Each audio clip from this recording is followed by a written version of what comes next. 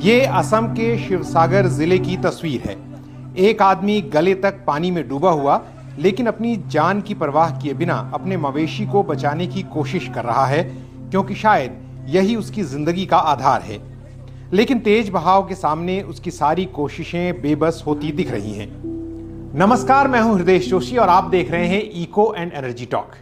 दोस्तों, ये तस्वीर जो मैं आपको दिखा रहा हूं, यही आज असम की सच्चाई बयान करती है, जहां सिर्फ इंसान ही नहीं बल्कि उसका पशुधन, खेत और पूरी जिंदगी बाढ़ में बहती नजर आ रही है। असम में बाढ़ कोई असामान्य बात नहीं, लेकिन इस बार तो ये ऐसी है कि लोग कह रहे हैं कि उनके बाप दादा ने भी ऐसी तबाही नहीं देखी। दोस्तों, आज असम के 35 में से 7 जिले बाढ़ की तबाही झेल रहे हैं। वहां पर 630 के आसपास गांव हैं जो पूरी तरह डूबे हुए हैं, और जब हम ये वीडियो रिकॉर्ड कर रहे हैं तो 80 से ज्यादा लोगों की मौत हो चुकी है। लेकिन जब खबरें आगे आएंगी तो इस बात की आशंका है, डर है कि ये संख्या कहीं और भी ज्यादा हो सकती है। पहली बात तो ये समझनी है, और आप में से बहुत सारे लोग जानते होंगे कि असम के लिए बाढ़ कोई नई बात नहीं है। असम के लोगों को बाढ़ को झेलने की आदत है, लेकिन इस बार की स्थिति कुछ अलग है, और ये सिर्फ प्राकृतिक आपदा भी नहीं है। इस बारे में हम आगे जानेंगे, लेकिन पहले सुनिए इस बारे में जो जानकारी दे रही हैं हमारी साथी पत्रकार निधि जामवाल, जो लंबे समय से ऐसे इश्यूज को कवर करते रही हैं। जी हृदय, जब हम असम बाढ़ की बात करते हैं तो 3-4 चीज़ों पे नज़र डालना बहुत ज़रूरी है, उनको बारीकी से देखना बहुत ज़रूरी है। सबसे पहली बात कि असम में बाढ़ आना कोई बहुत ही अननेचुरल या बहुत हैरतअंगेज़ बात नहीं है, क्योंकि अगर हम फ्लड प्रोन स्टेट्स की बात करें भारत की, तो असम जो है वो दूसरे नंबर पे आता है। पहला नंबर बिहार का है, मोस्ट फ्लड प्रोन स्टेट, और दूसरे नंबर पर असम है। तो ऑलमोस्ट हर साल जो है मानसून के महीने में असम में जो है बाढ़ आती है। कभी ज़्यादा आती है, कभी कम आती है, पर वहाँ पे बाढ़ आना एक बहुत ही नेचुरल चीज़ है, क्योंकि वहाँ पे एक बहुत बड़ी हमारी नदी ब्रह्मपुत्र नदी वहाँ से बहती है। पर इस बार की बाढ़ जो आई है वो कुछ मायने में अलग है, इसीलिए उसके लिए बात करना भी ज़रूरी है। इस बार जो बाढ़ आई है, खतरनाक बाढ़ जो आई है असम में, वो हम अपर असम की जो डिस्ट्रिक्ट्स हैं उसमें आई हैं। इसमें जो सबसे ज़्यादा प्रभावित जो डिस्ट्रिक्ट्स मानी जा रही हैं वो है जोरहाट, शिवसागर, चराइदियो और गोलाघाट। ये जो डिस्ट्रिक्ट्स हैं इनको सबसे ज़्यादा प्रभावित माना जा रहा है।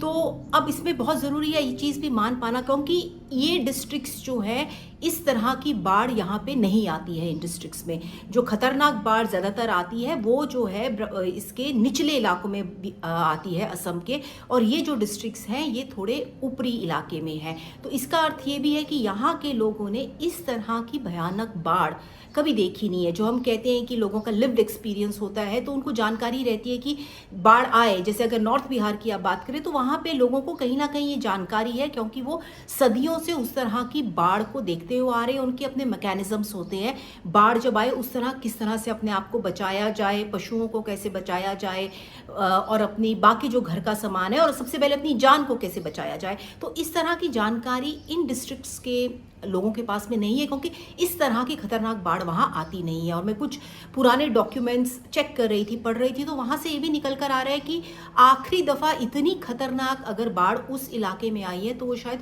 1950 में आई। असम में बाढ़ के जो आंकड़े हैं वो चौंकाने वाले हैं, और इस बारे में मैं आपको बताऊं कि रेनफॉल डेटा इस साल 1 जून से जुलाई के अंत तक का 2 महीने, 4 महीने जो आईएमडी डिक्लेयर करता है मॉनसून के, उसमें से शुरुआत के 2 महीनों में असम में जो बारिश हुई है उसमें 28 से 30% के आसपास रेन डेफिसिट है, यानी बारिश कम हुई है। उसके बाद भी आज वहां बाढ़ की स्थिति है। तो ये एक बहुत ही अनोखी और विचित्र स्थिति है कि एक राज्य में जहां 28 से 30% रेन डेफिसिट है, वहां पर बाढ़ की स्थिति है। इसे हम आगे समझाएंगे कैसे होता है। तो ये बाढ़ अचानक जो आई है, इसका जो सवाल उठता है कि इतनी बाढ़ आई कैसे। बारिश के पैटर्न में इस बात का जवाब छुपा हुआ है। बारिश पूरे मौसम समान रूप से नहीं हो रही है, बल्कि कुछ ही दिनों, खासकर पिछली जो बीती हुई 18 जुलाई है उसके बाद के हफ्ते में बहुत ज़बरदस्त बारिश हुई। ऊपरी असम में बारिश हुई। असम के जो वो हिस्से हैं, जैसा निधि ने आपको बताया, जिन इलाकों में बरसात जो हुई है वो ऊपरी इलाकों में हुई है, ऊपरी जिलों में हुई है जहां के लोगों को आदत नहीं है। लेकिन उसके साथ नागालैंड के इलाकों में और अरुणाचल के इलाकों में बहुत तेज बारिश हुई है और कई इलाकों में सामान्य से कई गुना ज्यादा बारिश हुई है। एक जिला तो ऐसा है नागालैंड में जहां पर 500% सामान्य से ज्यादा बरसात हुई है उस जिले के पैटर्न से, और ऐसे ही 400% से ज्यादा जिले वाले पैटर्न वाले जिले शिवसागर वगैरह हैं जहां पर अचानक बारिश हो गई है। अगर आप भारतीय मौसम विज्ञान यानी IMD के रेनफॉल डेटा को देखते हैं तो हमारा जो है 2 महीने जो है साउथ वेस्ट मानसून, दक्षिण पश्चिमी मानसून के 2 महीने हमारे पूरे हो चुके हैं। और अगर आप स्टेट वाइज रेनफॉल डेटा देखते हैं साउथ वेस्ट मानसून का, तो इस समय असम में 28% बारिश जो है वो कम हुई है सामान्य से, तो -28% जो है वहाँ पे रेनफॉल का डेफिसिट है। और उस डेफिसिट के बावजूद जो है असम में इतनी बुरी तरह से बाढ़ आई हुई है। और यही नहीं, अगर आप देखेंगे कि मैं शिवसागर का डेटा देखी थी तो 34% जो है रेनफॉल सामान्य से कम हुई है। इसी तरह अगर हम गोलाघाट की बात करेंगे तो वहाँ पे तो 67% जो है सामान्य से कम बारिश हुई है इन 2 महीनों में दक्षिण पश्चिम मानसून के। इसके बावजूद ये जो डिस्ट्रिक्ट्स हैं ये बुरी तरह बाढ़ से प्रभावित है। अब ये हुआ क्या है कि अगर आप 1 जून से लेके मिड ऑफ जुलाई तक देखेंगे तो ये डिस्ट्रिक्ट्स जो हैं इन सब में बारिश जो है बहुत कम हुई थी, ऑलमोस्ट ड्राउट लाइक कंडीशंस वहाँ चल रही थी। पर 19 और 20 जुलाई के करीब जो है ये स्थिति बदल गई। IMD के आंकड़े में बताते हैं कि ये जो एक हफ्ता है इन डिस्ट्रिक्ट्स में जो है वहाँ पे खूब जोरदार बारिश हुई। अगर हम शिवसागर की बात करते हैं तो वहाँ पे 45% जो है एक्सेस रेनफॉल हुआ है, मतलब सामान्य से ज़्यादा बारिश हुई है। वहीं अगर हम गोलाघाट को देखते हैं तो गोलाघाट में 147% जो है एक्सेस बारिश हुई इस एक हफ्ते में। जोरहाट को देखते हैं तो वहाँ पे भी करीब 46% जो है ज़्यादा बारिश हुई है सामान्य के। तो ऑफ कोर्स ये एक हफ्ते में या उससे भी कुछ 2-4 दिनों में वहाँ की स्थिति बिगड़ गई, बारिश हुई जिसके चलते इतनी ज़्यादा बाढ़ आ गई।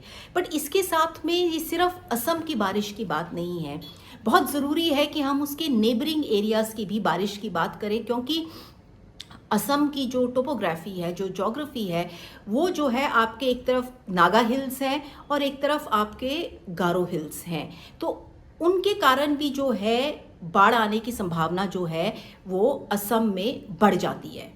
एक बात और समझने की है कि पूरी कहानी सिर्फ प्राकृतिक आपदा से जुड़ी नहीं है। ब्रह्मपुत्र और उसकी सहायक नदियां जो हैं उनमें बेइंतहाशा जो है खनन हुआ है, वहां पर वेटलैंड्स को खत्म किया गया है, जंगलों को काटा गया है। ये निश्चित रूप से बाढ़ के जो मैग्नीट्यूड है, बाढ़ की जो भयावहता है, उसको बढ़ाने में इसका अहम रोल रहा है। इस बारे में IIT गुवाहाटी के प्रोफेसर जो हाइड्रोलॉजिस्ट हैं अरूप कुमार शर्मा, उन्होंने रिसर्च की है और उन्होंने जो बताया है वो आप भी सुनिए। प्रोफेसर अरूप कुमार शर्मा ये कहते हैं कि असम की बाढ़ केवल प्राकृतिक कारणों से नहीं बढ़ रही है। उनके अनुसार अरुणाचल प्रदेश, नागालैंड और मेघालय जैसे पहाड़ी राज्यों में बिना विस्तृत जल वैज्ञानिक अध्ययन और पर्यावरणीय सुरक्षा उपायों के सड़क निर्माण, खनन और बड़े विकास कार्य किए जा रहे हैं। इससे जंगलों का तेजी से नुकसान हो रहा है, नदियों में गाद बढ़ रही है और उनकी पानी ले जाने की क्षमता घट रही है।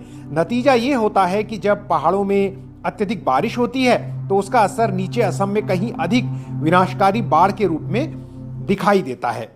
सबसे पहले तो अगर आप देखेंगे इन नदियों में जो है स्टोन की लीगल और इलीगल माइनिंग बहुत होती है।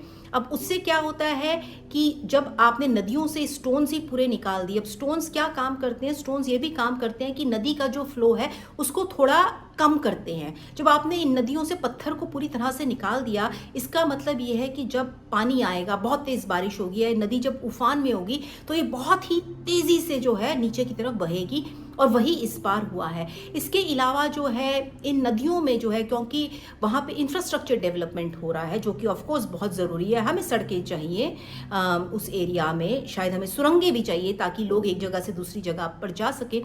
पर जिस तरह से वहाँ पे इंफ्रास्ट्रक्चर डेवलपमेंट हो रहा है, स्लोप्स को काटा जा रहा है, तो वहाँ के स्थानीय लोगों का ये भी कंप्लेन है कि वो सारा का सारा जो मलबा निकलता है ये कंस्ट्रक्शन का, इंफ्रास्ट्रक्चर कंस्ट्रक्शन का, वो काफ़ी हद तक इन नदियों में जाके उनको डंप कर दिया जाता है, जिसके चलते जो है इन नदियों की कैरिंग कैपेसिटी भी कम होगी। ये उतना पानी अब लेके नहीं बह सकती जितना शायद आज से 10, 20, 30 साल पहले ये लेकर बहती थी। तो इन चीज़ों के ऊपर भी मुझे लगता है नज़र डालना बहुत ज़रूरी है।